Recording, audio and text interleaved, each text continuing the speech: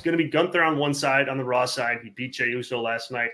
Pretty good match, but also like a really good match. But one that I thought ended kind of like it should. I mean, I think Jey Uso is a guy who, like, he's on the come up for sure. And I think they have something there. But Gunther, they know they have something in. And I just think the priority last night was, well, the idea of this King of the Ring is to put Gunther over. And yes, Jey he's got this entrance and he's got a little momentum behind him and he's got all that. But in the end, like, I think you're going to see Gunther in a program with Cody or with Punk or something like that, like this year. And I don't think you can have Gunther do jobs to Jey in that instance. Like, I just don't think it's time for that. And Jey has enough love from the fans where I don't think he's going to lose any of his momentum because of that loss. So I think that was a smart call. On the other side, you have either Randy Orton or Tama Tonga. Orton beat Carmelo Hayes last week on SmackDown. Tama Tonga beat LA Knight. And that final will be determined this week on SmackDown. So, Tyler, talk a little bit about the decision to go with Gunther and kind of take the direction you were going with moving Gunther to SmackDown at some point, but also talk about who you think who's going to come out of the SmackDown side to challenge him in the finals. Yeah, is that taped yet, or was that taped last week? The SmackDown? No, I don't think so. I think it's going to be taped in Saudi Arabia on Friday, I believe. Okay, cool.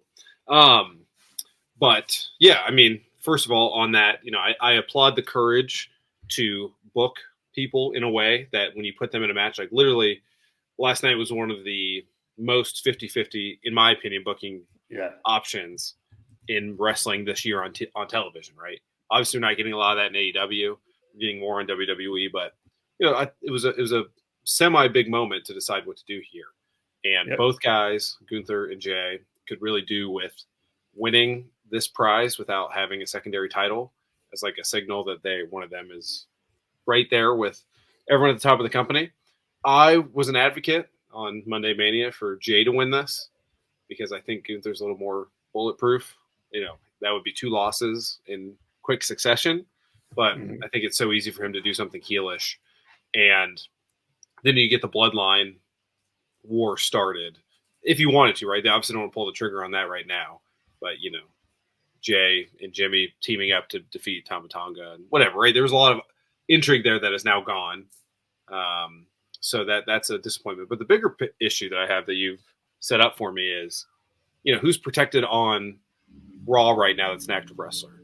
It's 3 heels, right? Because Damian Priest is still a heel for all intents and purposes, right? Yeah. So, and he's not absolutely beloved by the crowd where that's happening anytime in the near future.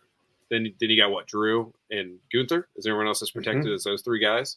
They even pulled Drew out of the tournament so he didn't have to take a loss to anybody because they don't want him to be king of the ring and they don't want Gunther to lose either. So at some point you have to make a choice here on elevating a top babyface on that show. And I think it's more like, when's Gunther going to win the title on Raw, right? To you. Like, is that going to happen? Or is it Damian Priest, Drew McIntyre, CM Punk, maybe Jey is like the rotation of that belt for the next till WrestleMania, in my opinion, right?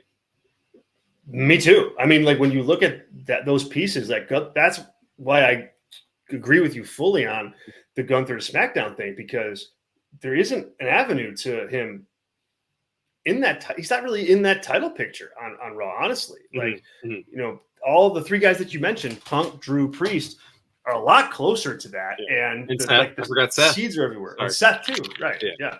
Yep. So yeah, obviously the top babyface there. But yeah, Gunther is a guy who's going to be protected, but he's going to be in the Gunther-verse a little bit, right? Where he's like having these feuds that you're not defending the King of the Ring if you do win it. And like, there's not a ton of baby faces for him to take on that are on his level, right? When Seth comes back, that's a good feud and he probably goes over in that situation, but he just beat Jey. So that's not going to happen for a minute.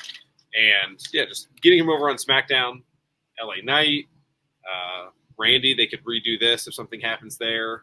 Work your way up to Cody for a big time match, or he wins the Rumble and takes on Cody if something happens with The Rock, whatever, as an option. Roman is there too at some point. Of course, yeah. So all that's there on SmackDown. So it's just interesting. I think that will happen. But to get to your second point, I think, yes, obviously Randy Orton makes the most sense in the world.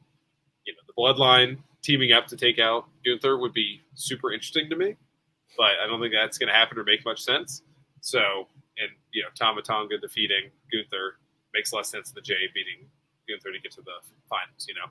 So Yeah. I think it's certainly a Randy Orton-Gunther match and probably opens the show, maybe? I don't know. It's like that. That is the biggest match besides the world title, in my opinion. So we'll see what happens there, but certainly think Gunther would be the heavy favorite. Probably is without looking it up. But yeah, I'm going to have Gunther winning the match based on, you know, semi-retired, full-time Randy Orton. I think both those statements are true. Yes, they are. Oh God, they so are. I'm with you. That's exactly what I'm taking. I'm proud of myself. I picked this, well, you know, last week on the show, I think. So I'm gonna pat myself on the back. I think that's exactly how it's gonna go. I can't even add much in terms of analysis. Like, this is for Gunther to win. I think you're gonna get a fun little match out of Randy and Gunther. I wish it would be more, you know, and maybe it will be down the road, but yeah, this is how it's going. I think you'll see, you know, Tama Tonga get, you know, maybe it's Kevin Owens who screws him out of the win or something like, you know, something to that effect to kind of further that, you know, the bloodline rivalry with Owens and Orton and you know, Solo Sikoa. Like, you have that story there to play with. So that, you know, they're protected in that way with Tama Tonga. And then, yeah, you go on and have this match and Gunther wins. And then as long as he's not wearing a crown and a cape, I'm good with that choice. Like,